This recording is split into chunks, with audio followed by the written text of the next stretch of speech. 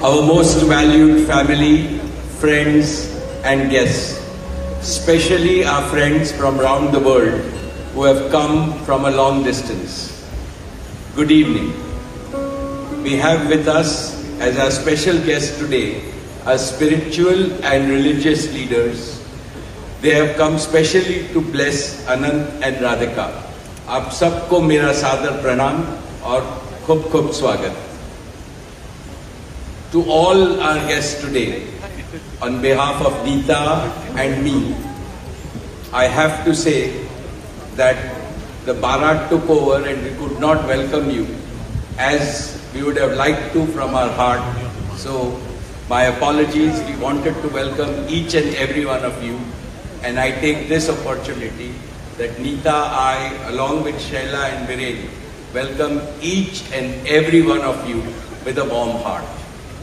In the Indian tradition, marriage is between two individuals, whereas a wedding is between two families and all their friends and near and dear ones.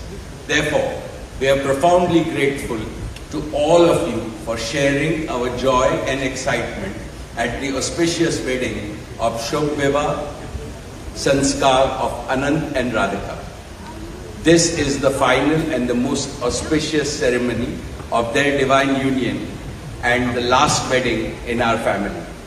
Neeta has worked very hard to curate a deeply immersive experience of India's rich culture and a spirit of a traditional Indian wedding.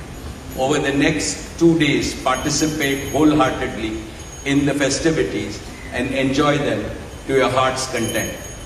I am sure all of us together will make memories that will last forever. I must say that we have started well.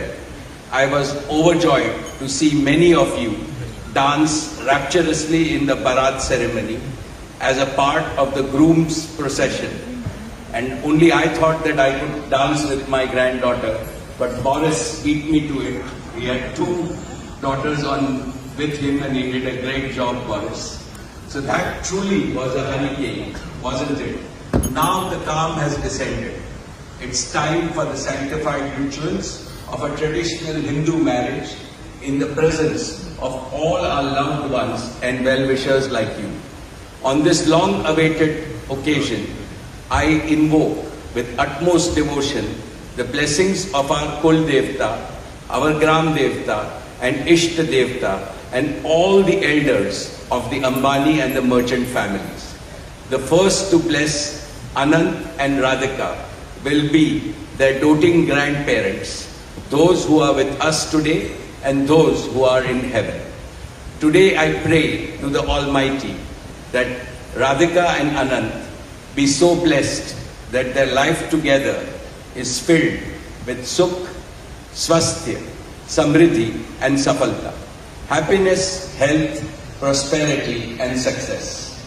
I also pray for the good health and the limitless happiness and the boundless success for each and every one present here and your blessings for Anant and Radhika.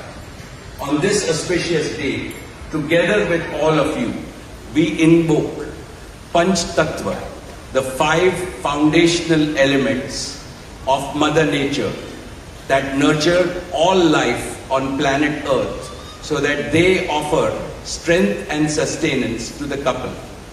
Sanatan Dharma में विवाह को जीवन का सबसे महत्वपूर्ण संस्कार मानते हैं.